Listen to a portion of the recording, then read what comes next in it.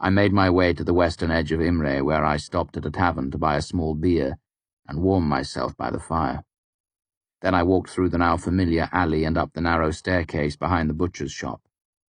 Despite the chill and recent rain, the smell of rancid fat still hung in the air. I took a deep breath and knocked on the door. It opened after a minute, then Devi's face peered through a narrow crack in the door. "Well, hello," she said.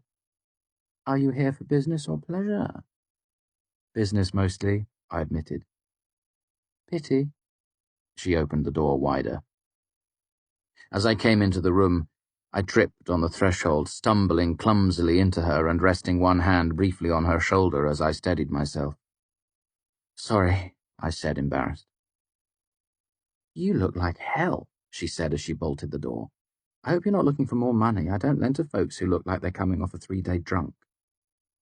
I settled wearily into a chair. "Oh, I brought back your book," I said, bringing it out from under my cloak and laying it on her desk. She nodded at it, smiling a bit. "What did you think of good old Malkath?" "Dry, wordy, boring. There weren't any pictures either," she said dryly, "but that's beside the point." "His theories about perception as an active force were interesting," I admitted, "but he writes like he's afraid someone might actually understand him." Devi nodded, her mouth pursed. "It's about what I thought, too." She reached across the desk and slid the book closer to herself. "What did you think about the chapter on proprioception?" "He seemed to be arguing from a deep well of ignorance," I said. "I've met people in the Medica with amputated limbs. I don't think Malkath ever has." I watched her for some sign of guilt, some indication she'd been practicing malfeasance against me, but there was nothing. She seemed perfectly normal, cheery and sharp-tongued as ever. But I had grown up among actors. I know how many ways there are to hide your true feelings. Devi made an exaggerated frown. "You look so serious over there. What are you thinking?" "I had a couple of questions," I said evasively. I wasn't looking forward to this. "Not about Malkath." "I'm so tired of being appreciated for my intellect." She leaned back and stretched her arms over her head. "When will I be able to find a nice boy who just wants me for my body?" She gave a luxurious stretch, but stopped halfway through, giving me a puzzled look. "I'm waiting for a quip here. You're usually quicker than this." I gave her a weak smile. "I've got a lot on my mind. I don't think I can match wits with you today." "I never suspected you could match wits with me," she said, "but I do like a little banter now and then." She leaned forward and folded her hands on the top of the desk. "What sort of questions?" "Did you do much sigildry in the university?" "Personal questions?" She raised an eyebrow. "No, I didn't care for it, too much fiddling around for my taste." "You don't seem to be the sort of woman who'd mind a little fiddling around," I said, managing a weak smile. "That's more like it," she said with approval. "I knew you had it in you." "I don't suppose you have any books on advanced sigildry?" I asked. "The sort of things they don't allow a Raylar access to." Devi shook her head. "No, I've got some nice alchemical texts, though, stuff you'd never find in your precious archives." Bitterness was thick in her voice when she said the last word. That's when it all came together in my head. Devi wouldn't ever be so careless as to let someone steal my blood. She wouldn't sell it to turn a quick profit. She didn't need the money. She didn't have a grudge against me. But Devi would sell her eye teeth to get into the archives. "It's funny you should mention alchemy," I said as calmly as possible. "Have you ever heard of something called a plum bob?" "I've heard of it," she said easily. "Nasty little thing. I think I have the formula." She turned in her seat a little, facing toward the shelf. "You interested in seeing it?" Her face didn't betray her, but with enough practice anyone could control their face. Her body language didn't give her away either. There was only the slightest tension in her shoulders, only a hint of hesitation. It was her eyes. When I mentioned the plum bob, I saw a flicker there, not just recognition. Guilt. Of course. She'd sold the formula to Ambrose. And why wouldn't she? Ambrose was a high-ranking scriv. He could sneak her into the archives. Hell, with the resources at his disposal, He might not even have to do that. Everyone knew Lauren occasionally granted non-Arcanum scholars access to the archives, especially if their patrons were willing to pave the way with a generous donation. Ambrose had once bought an entire inn just to spite me. How much more would he be willing to pay to get hold of my blood? No. Will and Sim had been right about that. Ambrose wasn't the sort to get his hands dirty if he could avoid it. Much simpler for him to hire Devi to do his dirty work for him. She'd already been expelled. She had nothing to lose and all the secrets of the archives to gain. "No thanks," I said. "I don't do much alchemy." I took a deep breath and decided to jump right to the point. "But I do need to see my blood." Devi's cheery expression froze on her face. Her mouth still smiled, but her eyes were cold. "I beg your pardon?" It wasn't really a question. "I need to see the blood I left here with you," I said. "I need to know it's safe." "I'm afraid that's not possible." Her smile fell completely away and her mouth made a thin, flat line. "That's not how I do business. Besides, do you think I'd be stupid enough to keep that sort of thing here?" I felt a sinking sensation in my gut, still not wanting to believe it. "We can go to wherever you keep it," I said calmly. "Someone has been conducting malfeasance against me. I need to make sure it hasn't been tampered with, that's all." "As if I would just show you where I keep that sort of thing," Devi said with scathing sarcasm. "Have you been struck in the head or something?" "I'm afraid I must insist." "Go ahead and be afraid," Devi said with a glare. "Go ahead and insist. It won't make any difference." It was her. There was no other reason for her to keep it from me. "If you refuse to show me," I continued, trying to keep my voice level and calm, "I must assume you've sold my blood, or made your own mommet of me for some reason." Devi leaned back in her chair and crossed her arms with deliberate nonchalance. "You can assume whatever stupid thing pleases you. You'll see your blood when you settle your debt with me, and not one moment sooner." I brought out a wax doll from underneath my cloak and rested my hand on the desk so she could see it. "Is that supposed to be me?" she said. "With hips like that?" But the words were just the shell of a joke, a reflex action. Her tone was flat and angry. Her eyes were hard. With my other hand, I brought out a short strawberry blonde hair and fixed it to the doll's head. Devi's hand went unconsciously to her own hair, her expression shocked. "Someone has been attacking me," I said.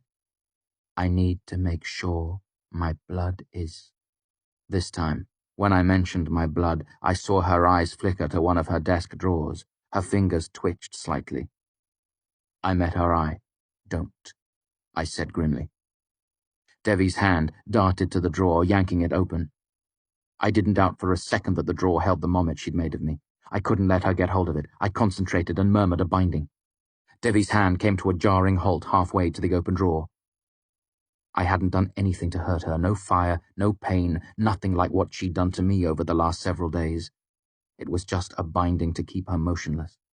When I'd stopped at the tavern to warm myself, I'd taken a pinch of ash from their fireplace. It wasn't a great source, and it was farther away than I'd like, but it was better than nothing. Still, I could probably only hold her like this for a few minutes before I drew so much heat from the fire that I extinguished it. But that should be enough time for me to get the truth out of her and reclaim the mommet she'd made. Devi's eyes grew wild as she struggled to move. "How dare you!" she shouted. "How dare you!" "How dare you!" I spat back angrily. "I can't believe I trusted you! I defended you to my friends!" I trailed off as the unthinkable happened. Despite my binding, Devi started to move, her hand inching its way into the open drawer. I concentrated harder and Devi's hand came to a halt. Then slowly it began to creep forward again, disappearing into the drawer. I couldn't believe it. "You think you can come here and threaten me?" Devi hissed, her face a mask of rage. "You think I can't take care of myself? I made Rayla before they threw me out, you little slipstick. I earned it. My Allah is like the ocean in storm." Her hand was almost completely inside the drawer now. I felt a clammy sweat break out across my forehead and broke my mind 3 more times. I murmured again, and each piece of my mind made a separate binding, focusing on keeping her still. I drew heat from my body, feeling the cold crawl up my arms as I bore down on her. That was 5 bindings in all, my outside limit. Devi went motionless as stone, and she chuckled deep in her throat, grinning. Oh, you're very good. I almost believe the stories about you now, but what makes you think you can do what even Elxadal couldn't? Why do you think they expelled me? They feared a woman who could match a master by her 2nd year. Sweat made her pale hair cling to her forehead. She clenched her teeth, her pixie face savage with determination. Her hand began to move again. Then, with a sudden burst of motion, she yanked her hand out of the drawer, as if pulling it free from thick mud. She slammed something round and metallic down on the top of the desk, making the lamp's flame leap and stutter. It wasn't a mommet. It wasn't a bottle of my blood. "You bastard," she said, almost chanting the words. "You think I'm not ready for this sort of thing? You think you're the first to try and take advantage of me?" She twisted the top of the grey metal sphere. It gave a distinct click, and she drew her hand slowly away. Despite my best efforts, I couldn't keep her still. That's when I recognized the device she'd brought out of the drawer. I'd studied them with Manet last term. Kilvin referred to them as self-contained exothermic accelerators, but everyone else called them pocket warmers, or poor boys. They held kerosene, or naphtha, or sugar. Once activated, a poor boy burned the fuel inside, pouring out as much heat as a forge fire for about 5 minutes. Then it needed to be dismantled, cleaned, and refilled. They were messy and dangerous and tended to break easily because of the rapid heating and cooling, but for a short time they gave a sympathist a bonfire's worth of energy. I lowered myself into the heart of stone and splintered off another piece of my mind, murmuring the binding. Then I tried for a 7th and failed. I was tired and I hurt. The cold was leeching up my arms, and I had been through so much in the last few days. But I clenched my teeth and forced myself to murmur the words under my breath. Devi didn't even seem to notice the 6th binding. Moving as slowly as the hand of a clock, she pulled a loose thread free from her sleeve. The poor boy made a groaning metallic creak, and heat began to roll off it in shimmering waves. "I don't have a decent link to you right now," Devi said, as the hand holding the thread moved slowly back toward the poor boy. "But if you don't loose your binding, I'll use this to burn every scrap of clothing off your body and smile while you scream." It's strange what thoughts flash into your head in these situations. The first thing I thought of wasn't being horribly burned. It was that the cloak Fela had given me would be ruined, and I'd be left with only 2 shirts. My eyes darted to the top of Devi's desk, where the varnish was already starting to blister in a ring around the poor boy. I could feel the heat radiating against my face. I know when I'm beaten. I broke the bindings, my mind reeling as the pieces slid back together. Devi rolled her shoulders. "Let go of it," she said. I opened my hand, and the wax doll toppled drunkenly onto the desk.